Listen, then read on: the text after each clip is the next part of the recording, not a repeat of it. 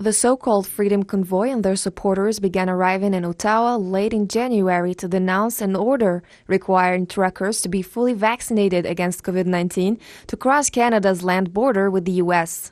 According to the Canadian anti-hate network nonprofit group, the protests were organized by famous far-right figures who have adopted Islamophobic, anti-Semitic, and other hateful views.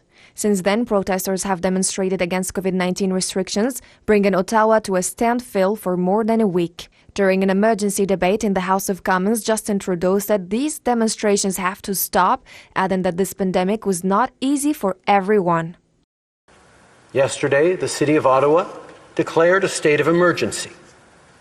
We're convening a table with the relevant federal and municipal partners to further strengthen our response. The federal government will be there with whatever resources the province and the city need in this situation.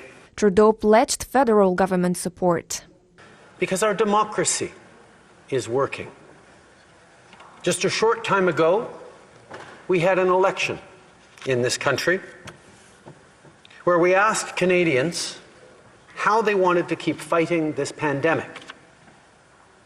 And their answer was clear.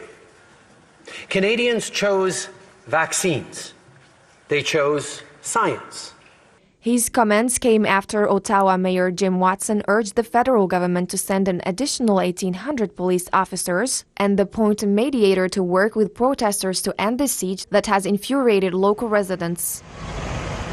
Convoy participants have honked their horns incessantly for several days, blocked residential streets, set off fireworks late at night, harassed local residents, and disrupted daily life in the center of Ottawa. Protest organizers said activists were willing to engage with the government to find a way out for the crisis, but insisted that restrictions should be eased.